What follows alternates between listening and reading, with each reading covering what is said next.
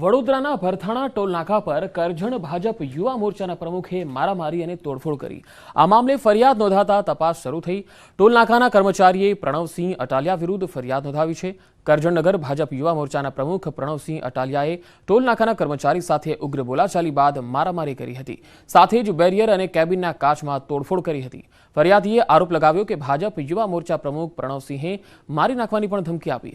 ઘટનાના સીસીટીવી દ્રશ્યો પણ સામે આવ્યા, જેમાં પ્રણવસિંહ અટાલિયા ટોલ નાકા પર બેફામ થઈને મારામારી કરતા જોવા મળ્યા। જાણે કોઈ ફિલ્મી દ્રશ્યો હોય તેમ થપ્પડ અને લાતોનો વરસાદ કરી રહ્યા છે।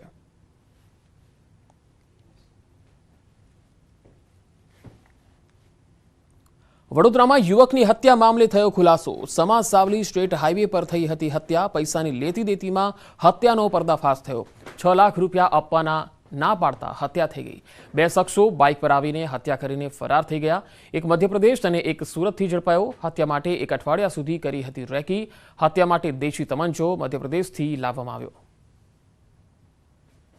ફરિયાદના આધારે પછી આરોપીઓ અંગેની ટેકનિકલ અને હ્યુમન સોર્સથી તપાસ કરવામાં આવી હતી। તપાસ દરમિયાન જાણવા મળ્યું કે આરોપી જે છે તે હાલમાં મુરેના બાજુ છે। ત્યાં જઈ અમારી પોલીસની ટીમો ત્યાં ગઈ હતી, ત્યાંથી આરોપીઓને લઈ આવી છે અને આરોપીઓને પૂછપરછ કરવા જાણવા મળ્યું છે કે એ લોકોને મરણ જનાર જે વિશ્વનાથ હતો અને આરોપી શિવસિંહ છે, એ બંને વચ્ચે રૂપિયાની લેતી દેતી બાબતે ઝઘડો ચાલતો હતો અને એની અદાવત રાખીને આ શિવસિંહ અને એની સાથેનો જે બીજો આરોપી છે, બંને જણાએ મોટરસાઇકલ ઉપર એના ઉપર ફાયરિંગ કરીને એનું મોત નીપજાયું।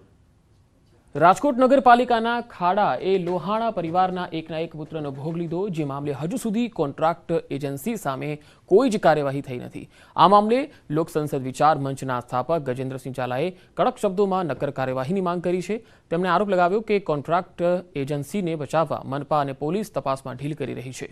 ગાંધીગ્રામ પોલીસે ગુનો નોંધ્યો છે, છતાં કોઈ નક્કર કાર્યવાહી થઈ નથી। કોન્ટ્રાક્ટ એજન્સીની બેદરકારીના કારણે ઠક્કર પરિવારના એકના એક પુત્રનો જીવ ગયો છે। તેમનું કહેવું છે કે પોલીસ તટસ્થ અને જલ્દી તપાસ કરી મૃતકના પરિવારજનોને ન્યાય અપાવે।